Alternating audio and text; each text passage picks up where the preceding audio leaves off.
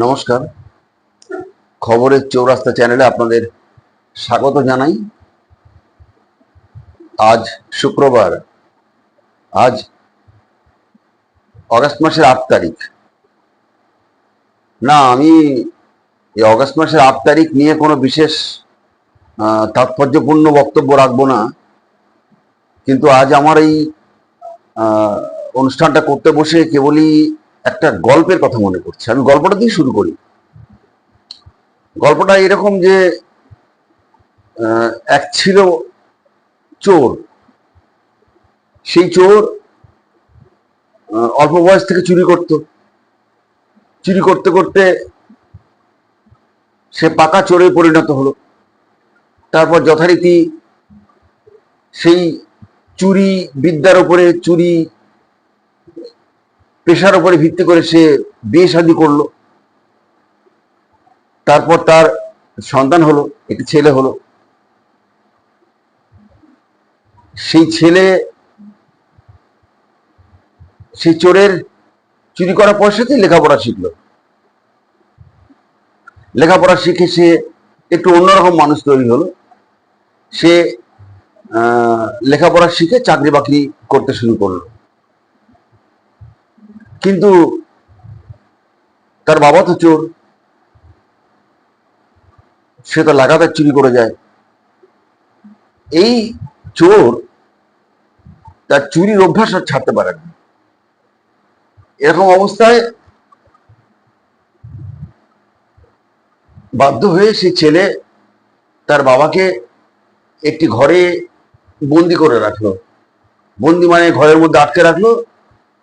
কোনো নির্যাতন তার উপরে হতো না। তাকে খাওয়া দাওয়া দেওয়া হতো, তার সমস্ত প্রয়োজনীয় জিনিসপত্র তাকে দেওয়া হতো, কিন্তু তাকে বাইরে বেরোতে হতো না, কারণ বাইরে বেরোলেই সে চুরি করবে।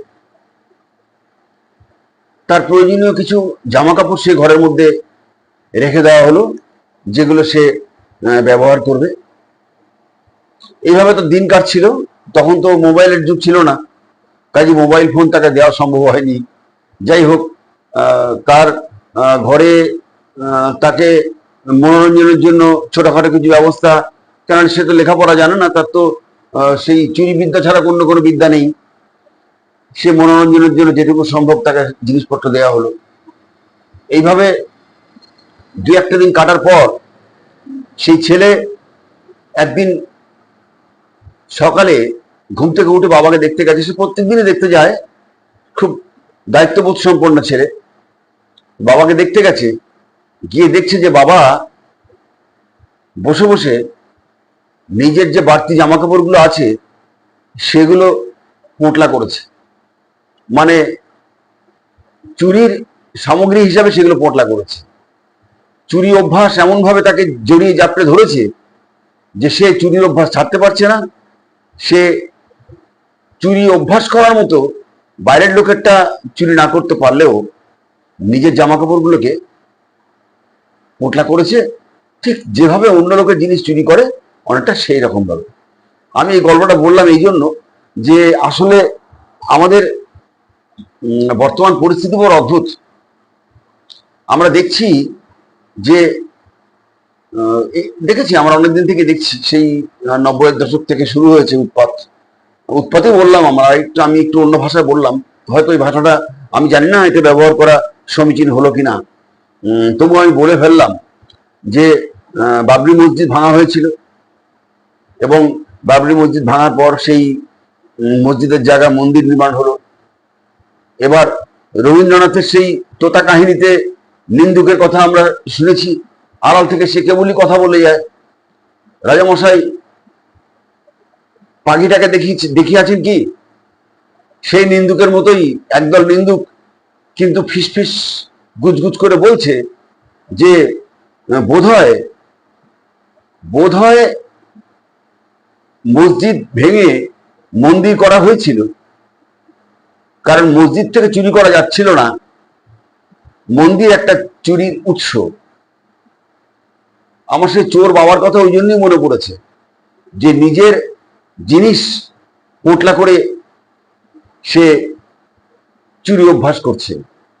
কারণ মন্দিরে যারা চুরি করেছে, আমরা এই ব্যাপারে নিশ্চিত যে রাম মন্দিরে কোনো অন্য ধর্মের মানুষ ঢোকেনি, সেখানে হিন্দুরাই ছিল। এবং তারা আমাদের মহাকাব্যের যে নায়ক রাম, সেই রামের অত্যন্ত ভক্ত। আমরা সবাই মহাকাব্যের এই চরিত্রের ভক্ত।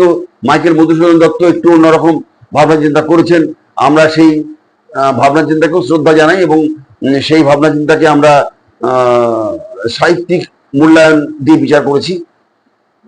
সেই রামের যে মানে রামচন্দ্র আর কি, সে রামচন্দ্রের আবার খালি রাম বললে অনেকের গোঁসা হয়, রামচন্দ্রকে রাম বলা যাবে না। যাই হোক, সে রামচন্দ্রই না হয় বললাম, চন্দ্রটা যোগ করলাম। সেই রামচন্দ্রের যে মন্দির, রাম মন্দির, সে রাম মন্দির থেকে পর্যন্ত চুরি হয়ে যাচ্ছে। কোথায় চুরি হচ্ছে না? পাহাড়ের ওপরে সেই কেদারনাথ, বদ্রীনাথ চুরি হয়ে যাচ্ছে, যেখানে মন্দির সেখানে চুরি। আমরা দেখেছি যে সোমনাথের মন্দির চুরি করেছে 17 বার। যে চুরি করেছিল মানে লুট করেছিল, সে কিন্তু হিন্দু ছিল না, সে ছিল আপনার পাঠান বংশীয়। সে ছিল আপনার সোমনাথের মন্দির লুট করেছিল হচ্ছে সুলতান মাহমুদ, সুলতান মাহমুদ গজনির সুলতান। সেই মন্দির লুট করেছিল সুলতান মাহমুদ এবং 17 বার। কারণ মন্দির হচ্ছে চিরদিন ভারতবর্ষের সেই ঐতিহাসিক আমল থেকে মন্দির হয়েছে এমন একটা জায়গা যেখানে প্রচুর ধনসম্পদ সঞ্চিত থাকে। স্বভাবতই মন্দিরের প্রতি নজর একদল মানুষের সবসময় ছিল। মানুষ বলবো না, তারা অমানুষ। সুলতান মাহমুদকেও আমি সে অমানুষের দলেই ফেলি। এবং আজকের দিনে যারা চুরি করছে, তারা যদিও সুলতান মাহমুদের বংশোদ্ভূত নয়, কিন্তু আচরণটা সুলতান মাহমুদের বংশোদ্ভূতের মতোই। অর্থাৎ সুলতান মাহমুদ অহিন্দু হয়ে মুসলিম হয়ে যে কাজ করেছিলেন, আজ একদল হিন্দু নাম ভেকধারী একদল অমানুষ, তারা মন্দিরগুলোতে লুট করছে। কাদের টাকা? ভক্তদের টাকা, যারা নাকি ভক্তি ভরে ঈশ্বরকে টাকা বা সোনা বা অন্যান্য সম্পদ দান করেছেন। তাদের সেই ভক্তির যে দান, সেই দান অবলীলাক্রমে চুরি করে নিচ্ছে। তাই তো আজকে ওই চোর বাবার কথা আমার মনে পড়েছে। আমরা বিভিন্ন তথ্য পেয়েছি যে একের পর এক জায়গাতে চুরি হচ্ছে। ইতিমধ্যে আবার ছোট্ট একটা, যখন বড় বড় ঘটনা ঘটে তার মধ্যে ছোট ছোট ঘটনা ঘটে থাকে। খুব বড় বড় বাদ যখন পড়ে, তার মধ্যে আবার দেখবেন যে একটু একটু গুড়গুড় করে মেঘও ডাকে। সব মিলেমিশেই চলতে থাকে ব্যবস্থাটা, প্রকৃতি থেকে আরম্ভ করে সমাজ পর্যন্ত। দেখবেন যে ওই তিলোত্তমার বাবা, তার স্ত্রী আবার এখন এমএলএ হয়েছেন, বিজেপির এমএলএ। তিনি আবার কোন মন্দিরে গিয়ে ভাগ মারার চেষ্টা করেছেন। এক অদ্ভুত ব্যাপার। এই শব্দটা ব্যবহার করলাম আমি, ভাগ মারা, এটাও হয়তো অনেকে পছন্দ হবে না, কিন্তু এগুলো না মুখ দিয়ে বেরিয়ে আসে। এই শব্দগুলো ঠিক হয়তো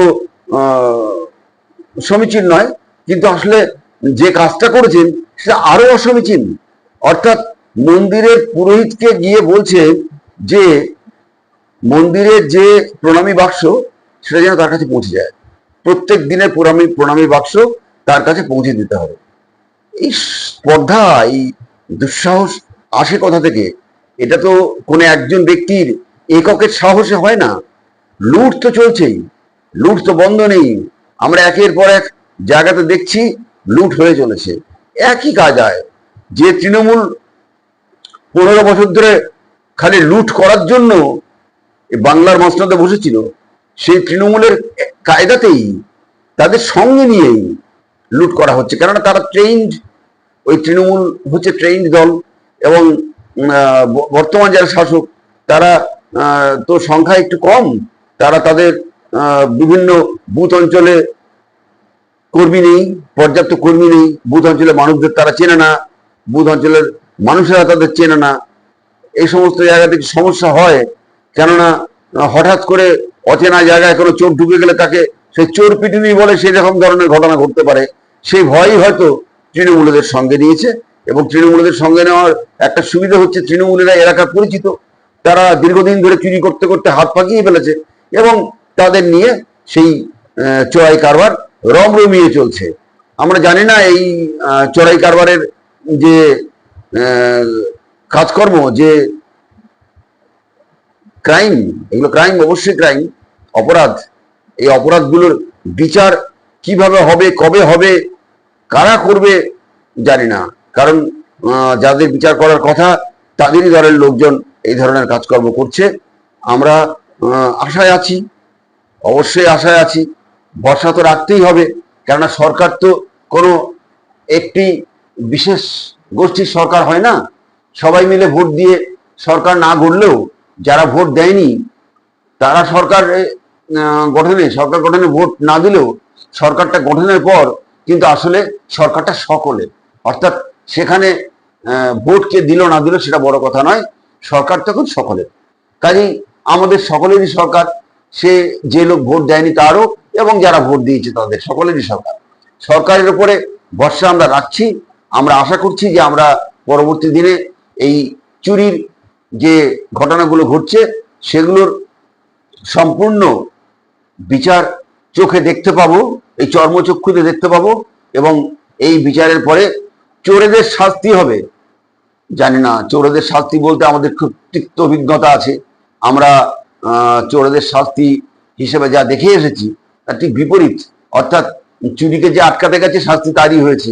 এবারে এখন সবসময় যদি সেরকমই ঘটতে থাকে তাহলে তো বিপদ আরো ভয়ঙ্কর চেহারা নিতে পারে। তাই আমরা তবু আমরা আশায় আছি যে নতুন সরকার, নতুন ব্যবস্থা, কিছু একটা নিশ্চয়ই আমরা দেখতে পাবো। চোরের শাস্তি হবে এবং চুরির শাস্তি হবে, এই প্রত্যাশা রেখে আজকের ভিডিও শেষ করছি।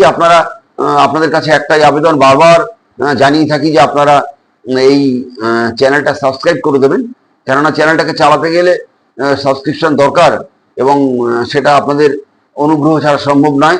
আপনারা যারা দেখছেন এই ভিডিও তারা চ্যানেলটা সাবস্ক্রাইব করে দেবেন এবং আমাদের সঙ্গে থাকবেন, ভালো থাকবেন।